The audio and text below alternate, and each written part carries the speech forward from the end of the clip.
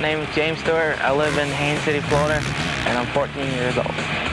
Actually, I just got out of 8th grade. Now I'm in the 9th grade, so I don't know if I'm going next year. I think I'm gonna get homeschooled. I think that'd be better for me. I can go to more races and stuff. School's important, and racing's important to me, so without school, you probably couldn't count your money. So when I'm in school, I usually go to school from 9 to 4 o'clock, and I ride from 4 to dark. We got 31 acres, so I usually run that a couple times a day. And when I get back in, I start doing my homework stuff and do it all over again.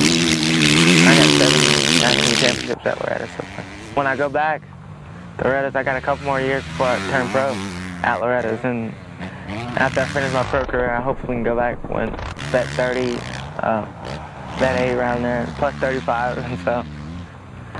When I turn pro, I kind of actually want to try to race the 125 East Coast, and hopefully I want to win a couple of championships in that class and go up to the 250, kind of dominate like McGrath does now, so I'm planning to dominate.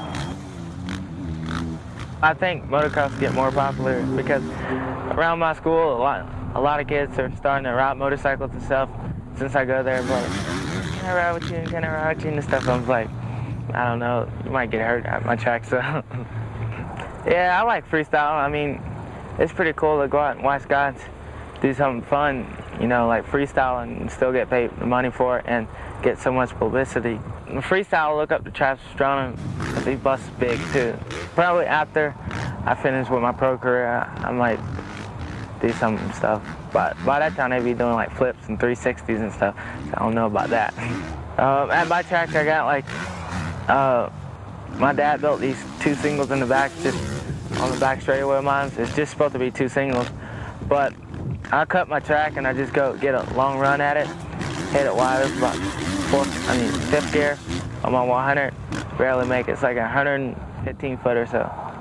My pressure's not as bad right now, but I think as I go in the supercross and motocross, it's gonna be a lot higher than pressure-wise. So I try not to think about it. Just go out and race every race.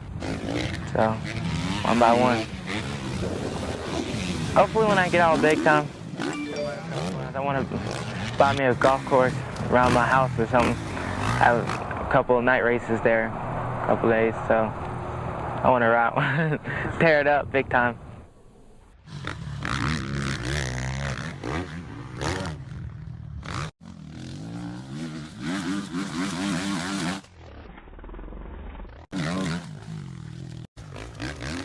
Every team seems like they got their own factory facility, so it's a different mindset on kids, and I think ultimately there's more good racers now than it was back when I came up.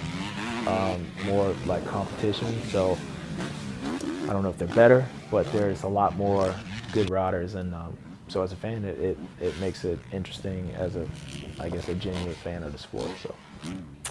Yeah, I mean, the Fox thing, I don't remember exactly how it went down. I remember signing I think it was like a 5-year deal, and the first, I don't know, year, 2 years of what they paid me, it was going in. That's how we got the land. So it was in my contract that obviously I had to buy the land. You spend it in investments, and so we got the land, but to survive and eat, I had to win races, so that's how we could afford to build the actual racetrack. But back then, land was cheap, man. I think we bought 30 acres for like 50 or 60 grand. Now you probably can buy that 5 million or something like that. So yeah, that's how we got the land. And it's funny that people, when they see that, they always think I'm rich. Like, oh, you got this like place and like all that. So they think my childhood, like I had money. No, that's not the case. Fox basically put money into their investment. I was like an investment property.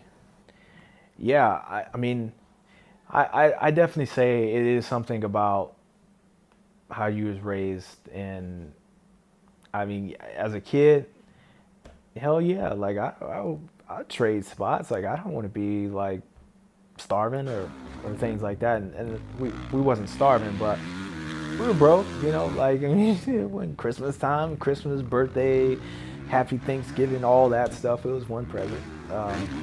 You know, so um, it's that's how it was. But that, again, that's how it made me. But for sure, not only racing, any sport. Like you look at the top guys in every sport: LeBron James, Tiger Woods, William Simpson, myself, Ricky Carmichael, everybody. Like it's some kind of struggle from a childhood. Like you gotta want it.